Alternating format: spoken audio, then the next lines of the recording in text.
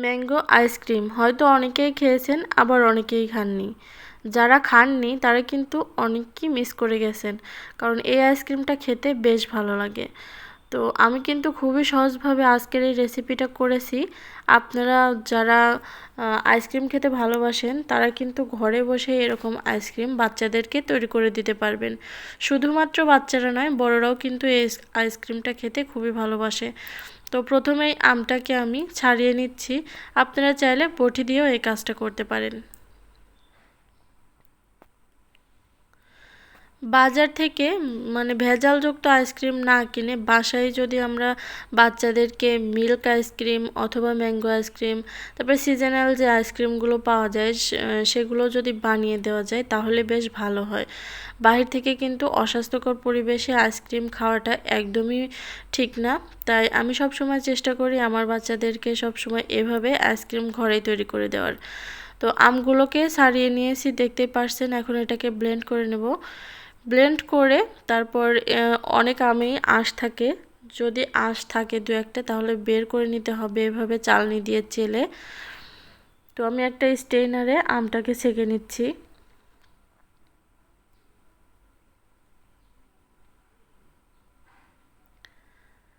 সমস্ত আমটাকে ছেঁকে নিয়েছি, দেখতেই পারছেন ঘন একটা পিউরি বের হয়েছে। এখন এর মধ্যে দিয়ে দিতে হবে চিনি। সম্পূর্ণ টিপস অ্যান্ড ট্রিক্সই ফলো করবেন কিন্তু যদি আপনাদের আইসক্রিমটা বেশি টেস্ট করতে চান। এখানে দিয়ে দিচ্ছি পানি।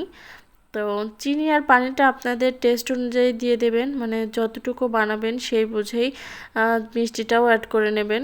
তো একটু জাল করে এটাকে ঘন করে নিতে হবে, মানে যতটুকু পানি দিয়েছি আর কি ততটুকু কমিয়ে নেবেন।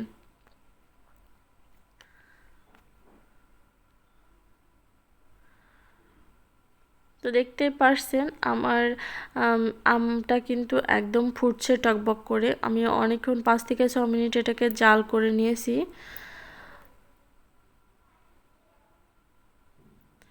তো এখন চুলাটাকে অফ করে দিব। আমি মোট 6 থেকে 7 মিনিট এটা জাল করে নিয়েছি।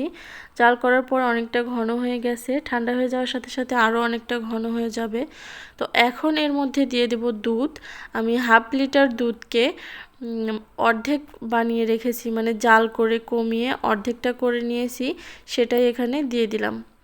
মানে আপনারা যতটুকু দুধ নেবেন চেষ্টা করবেন একটু ঘন করে তৈরি করতে। যদি আপনাদের কাছে এরকম ফ্রেশ গরুর দুধ না থাকে সেক্ষেত্রে আপনারা গুঁড়ো দুধটাও এখানে দিয়ে দিতে পারবেন। তো দুধটা দিয়ে আমি মিশিয়ে নিয়েছি আর ঘনত্বটা ঠিক এরকম হয়েছে। তো এখন একটা আইসক্রিমের মোল্ড নিয়ে নিয়েছি আর এই মোল্ডে আমি আইসক্রিমটাকে সেট করে নেব।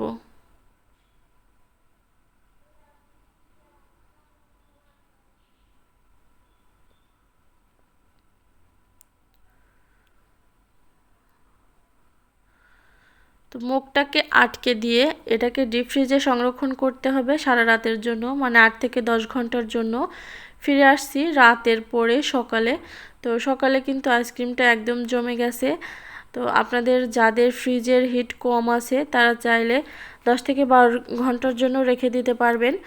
তো আইসক্রিমটা দেখতে যতটা না লোভনীয়, খেতে তার চেয়ে বেশি মজা। একবার হলে বাসায় ট্রাই করে দেখবেন।